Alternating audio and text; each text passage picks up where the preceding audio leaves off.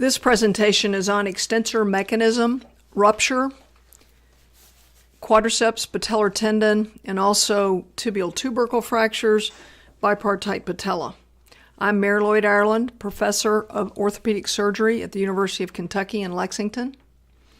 These are diagnoses that can be made clinically, typically, don't require an MRI scan. If you listen to the patient, they'll usually have jumped down from a layup or basketball or running quick and have an eccentric force on their quadriceps that overcomes the tendons, either at the quad superiorly or the patellar tendon, typically inferiorly, almost a periosteal avulsion that I'll show you, or a fracture if they're skeletally immature of the tibial tubercle.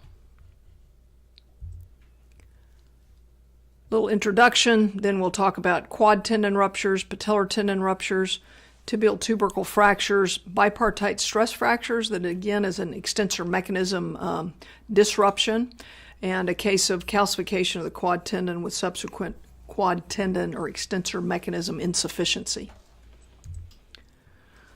Anterior knee pain algorithm, this was reproduced from Kelly and others who wrote this now 20 years ago, but I think this is a good one to think about anterior knee pain and the algorithm of what different conditions can be. And this talk focuses on extensor mechanism disruption. So these people lack terminal extension. Usually by clinical exam, you can put your finger in the defect in the quad patellar tendon or around the proximal tibial tubercle. So since the extensor mechanism is just underneath the skin, a clinical diagnosis based on the individual having an eccentric load, feeling a pop and inability to extend their knee is typically a pretty easy diagnosis.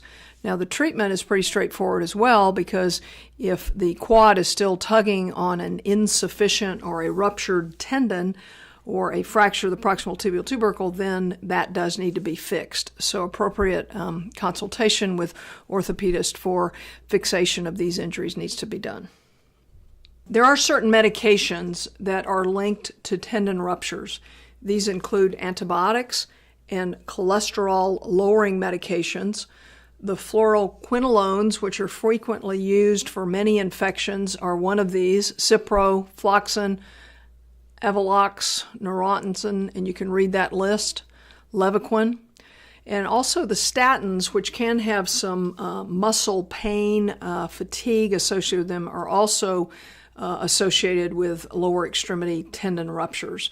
And these statins include Lipitor, Zocor, and Crestor. And it doesn't matter how long the patient is on these lipid-lowering, cholesterol-lowering medications, these things can occur and contribute. So sometimes your patients will ask you about this, and you can say that there is an association, but usually the patient has another mechanism that is more of an eccentric load, like a fall going down a incline or an athletic event.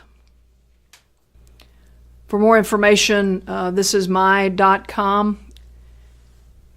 You can visit the presentations, publications I've done throughout my career, and also donate to my own foundation, the James E. Ireland Foundation, named in memory of my father, and a new foundation, the IF Foundation, Ireland Foundation. Thank you for your attention.